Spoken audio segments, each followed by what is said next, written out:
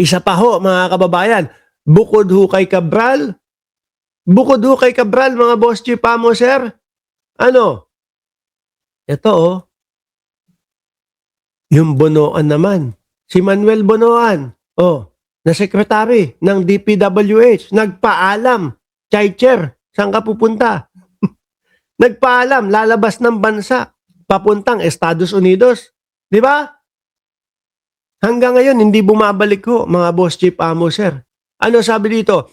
Former Public Works and Secretary Manuel Bonoan, tumalon na din sa bangin. Hindi. Hindi, joke lang ho, mga kababayan. Biro lang, no? Masyado kasi kayong seryoso. Former Public Works and former Public Works Secretary Manuel Bonoan has yet to return to the Philippines as of December 29, 2025. Even after his declared date of return has passed, according to Bureau of Immigration spokesperson Dana Sandoval on Monday. Tayo po, mga kababayan, meron po tayo mga pinapaniwalaang sabi-sabi na kapag ka ikaw tumakas, lumabas, umalis at hindi na bumalik, meron pong sinasabi dyan na guilty ka na maituturing kapag ka ganyan ang ginawa mo. Si Bonoan ho, mga bossing, ayan sabi Bonoan, who is covered by an immigration lookout bulletin order, nakawala na yata sa mata ng immigration, left for United States via Taiwan on November 11 to accompany his wife. Anak nung tinapo. Biglang ang dahilan sasamahan yung asawa na mag-a-undergo ng medical procedure. Ba't bigla hong may mga nagkakasakit? Ba't bigla hong nagkakaroon ng mga alibay na mga ganyan? Itong mga hinayupak na ito. His overseas travel was reported to last until December 17 lang daw ho. Ano na ho ngayon? Disyembre 29. Sabi ni Annalyn Ando, akala ko tumalon na din. Tumalon na lahat ang sangkot sa flood control. Ay, nako. At hindi yata nagpaparamdam. Former DPWH Secretary Manuel Bonoan has yet to return to the Philippines at December 29, even after his declared return has passed, according to Bureau of Immigration spokes Dana Sandoval. Ano pa ginagawa ninyo? Ipaano nyo na? Ipahagilap, ipahanap nyo na. Malaki ang Estados Unidos. Mahaba-habang hanapan yan kung sa ganon. Kasi hindi na tumupad di ba? Nasa lookout bulletin ka. Alam nyo ho, kapag ka sa Estados Unidos, mga kababayan, hindi ho yan parang hindi ho yan parang ang Pilipinas gatuldok lang po versus Estados Unidos. Siguro mga 2 o 3 state lang ho na malalaki ang katumbas ng Pilipinas. Kung sa Pilipinas nga, ang hirap hanapin diyan pa po kaya. Connect-connecta ho yan. Pwedeng by land. Natunugan na tayo na nandito tayo sa New York. Drive tayo. Papunta tayo sa Connecticut naman. Natunugan tayo dito sa Connecticut. Drive tayo. Papunta sa kung saang state naman. At eto pa. Kapag nataon pa, madali hong kumuha ng ETA papasok ng Canada. Halagang $4 US lang ho, mga kababayan. May ETA ka na. Di ba? Buko na tayo dito sa Amerika. Punta na tayo ng Canada. Pupuntahan si Ma'am Neng Gigi.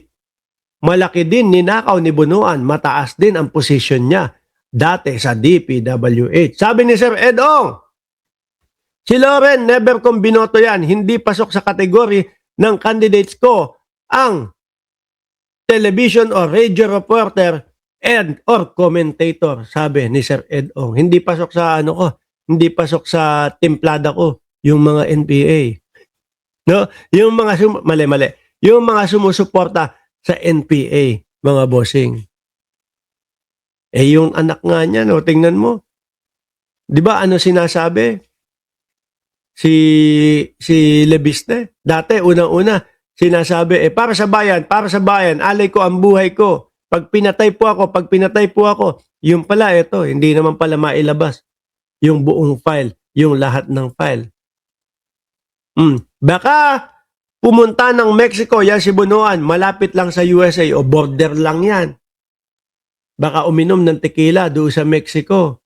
Papanik siya doon sa napakataas na fence o napakataas na bakod ni Donald Trump. Di ho ba, mga kababayan? Anyway, pumunta tayo dito, mga bossing.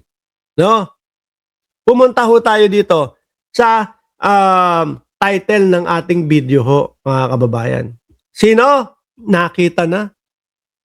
Isama ko na ho ito, ha? Kasi talagang viral ho eh. Nakita na yung missing bride. Oh. To be na si Sierra Dewan, case closed na.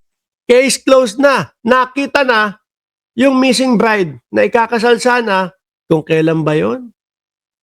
Hindi ko lang sinasama sa mga vlog natin kasi hindi naman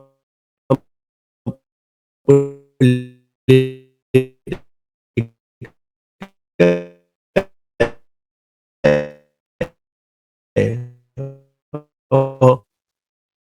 Pero pakinggan nun natin.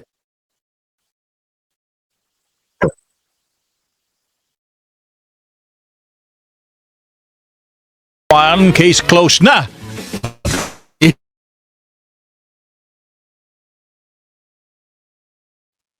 Ayun. Bumalik. Ang tagal nun ha, nawawalan ng internet eh, naputol eh. Oh, pero ayan, bumalik ko mga kababayan. Game.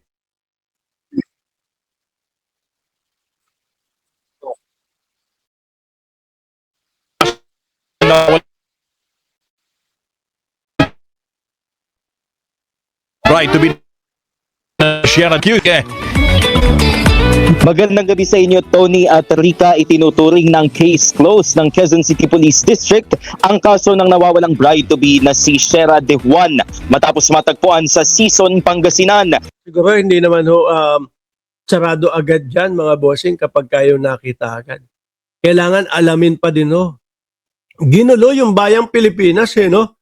Lahat na focus sa kanya eh. Oh, sa paghahanap sa kanya ngayon makikita, malalaman na palakad-lakad lang. Sabi ni Music Story, walang kwentang babae yan, hindi magandang napangasawa yan. Para sa akin, yung mga ganyang style, oo. No? Ayon kay QCPD PIO Chief Police Major Jennifer Ganaban, ay nakarating na sa Pangasinan ng mga tauhan ng Police Station 5 kasama ang kanyang fiancé na si Mark RJ Reyes, ang kapatid na lalaki ni Sierra at ang babaeng kapatid ni Mark para siya ay masundo. Inihayag din ni Ganaban kung paano natagpuan si Sierra Dewan sa Sison, Pangasinan. Alaga, shoutout sa iyo. Accordingly, may tumawag po kanina kay Mark